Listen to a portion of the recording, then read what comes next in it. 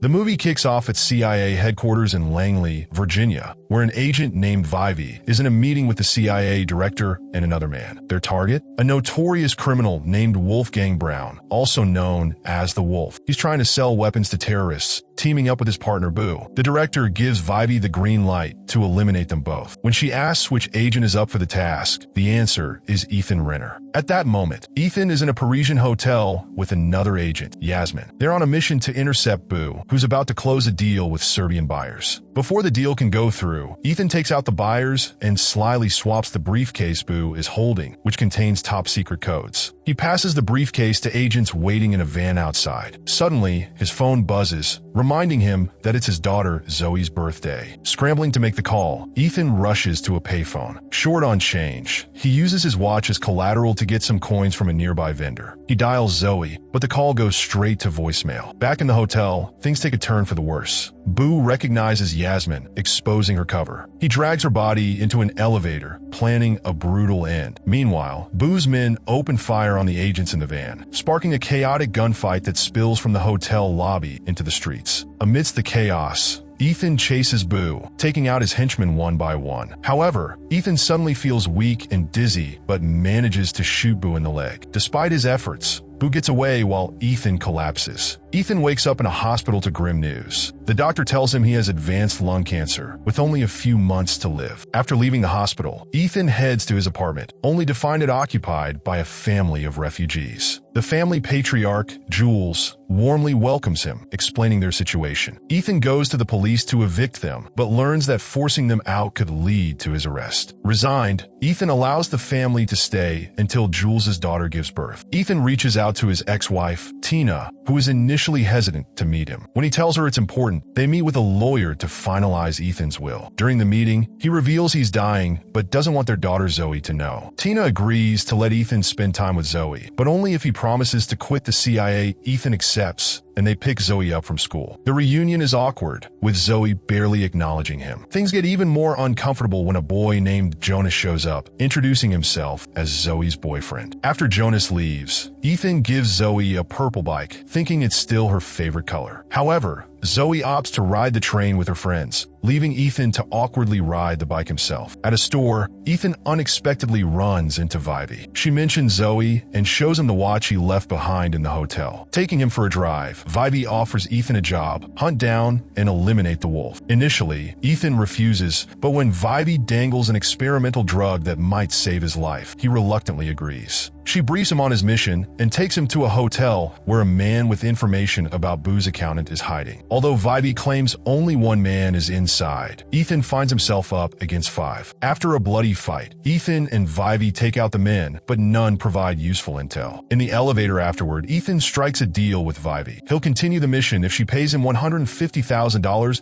and secures a $1 million life insurance policy for his family. Vivey agrees and gives him the first dose of the experimental drug. Elsewhere, Boo hands over a photo of Ethan to an associate, instructing him to keep tabs on the agent. Meanwhile, Ethan swings by Tina and Zoe's apartment, only to hear Zoe screaming. Thinking she's in trouble, Ethan breaks down the door, only to find her upset over a bad haircut. Tina is furious with Ethan for being late to cook dinner, especially since she's heading to London the next day and had planned to hire a babysitter. Ethan insists on looking after Zoe himself. Later that night, Ethan experiences hallucinations and calls Vivey in a panic. She reassures him it's a side effect of the drug and suggests drinking vodka to counteract it. The next morning, Tina leaves and Zoe enters the room wearing a red wig. She notices Vivey calling Ethan's phone, but he brushes it off, saying it's just his boss. When it's time for school, Ethan tries to convince Zoe to ride the bike he bought her, but she insists on walking and ditches the wig. Meeting Vivey again, Ethan collects his payment and receives strict instructions to keep his heart rate low. She directs him to a car dealership to question a man named Hamilton. At the dealership, Ethan stirs up trouble, insulting the employees and beating them up before confronting Hamilton in his office. He drags Hamilton back to his apartment, threatening threatening his family to extract information. In the middle of the interrogation, Ethan gets a call from Zoe's school. The principal insists on speaking with him, so Ethan shoves Hamilton into his car trunk and drives to the school. At the school, Ethan discovers Zoe has punched another student. When he asks why, she explains that the other student was mocking a girl from Pakistan. Instead of scolding her, Ethan praises her for standing up to bullies, even telling her that punching bullies isn't a bad tactic. As the story unfolds, Ethan is in the middle of dealing with Hamilton, who's locked in the trunk of his car. When Hamilton starts making a racket, Ethan shuts him up with a swift punch, telling him to keep quiet. Meanwhile, Zoe storms off, frustrated by Ethan's constant coughing and his behavior. Later, she calls him to apologize and suggests meeting up at her favorite spot, a small theme park near the flying chair. At first, Ethan hesitates, wanting to focus on tracking down the accountant, but he eventually decides to meet Zoe. They spend the day enjoying rides and sipping hot chocolate together. Afterward, Ethan heads to a store where he's ambushed by a hitman sent by Boo. The man shoots Ethan, but his bulletproof vest saves him. What follows is a brutal fight that nearly ends with Ethan being stabbed in the neck. Somehow, Ethan manages to pull through, shooting the attacker dead. When Ethan gets back home, he notices a message on Zoe's computer from a friend, hinting at a meetup at a tattoo gallery. Alarmed, Ethan rushes to the location, finding a car with Zoe's bag inside. Breaking the car window, he discovers a flyer for a place called Spider. He visits Hamilton's house to ask about Spider, and Hamilton's twins explain it's a nightclub known for wild parties. Ethan heads to Spider and finds Zoe partying with her friends. Feeling unsteady from his medication, he downs some vodka to stabilize himself. At the club, he spots 3 men harassing Zoe near the bathroom. When one of them steps in Ethan's way, he unleashes his combat skills, taking the men down before escorting Zoe out of the club.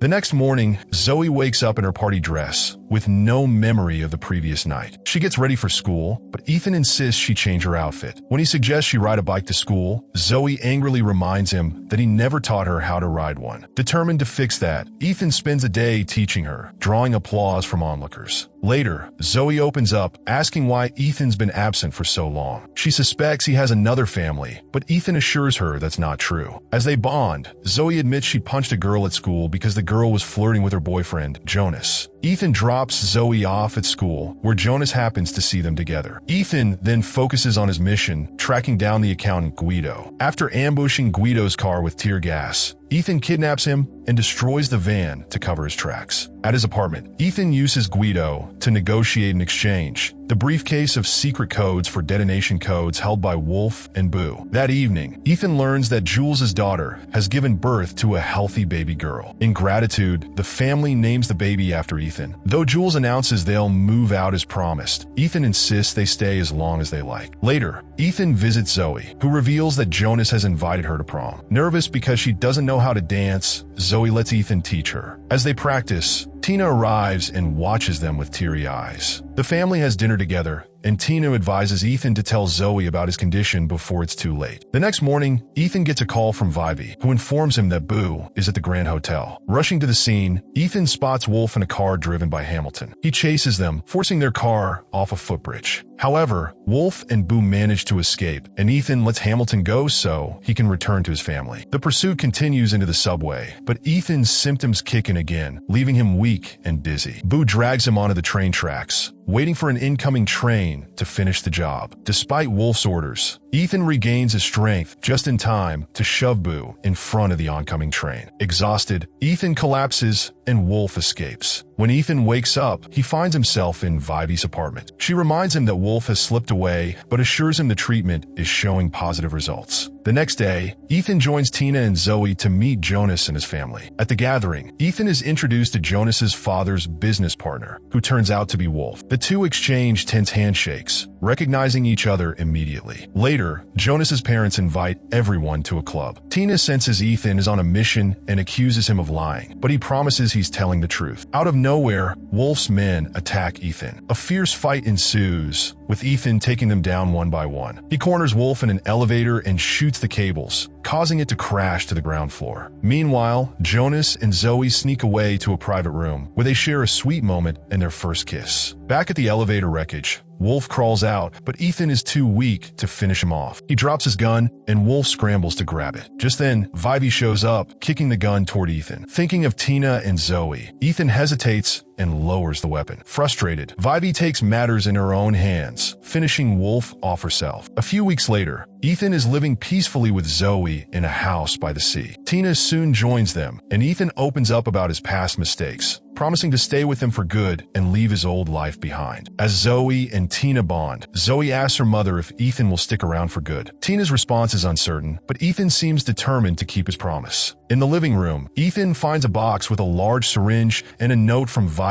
wishing him a Merry Christmas. The medicine is a gift, allowing him more time with his family. From a distance, Vivy watches the happy family, bringing the story to a heartfelt close. And that's how the movie wraps up. If you enjoyed this retelling, please like the video and subscribe to the channel. Don't forget to hit the notification bell for updates on future uploads.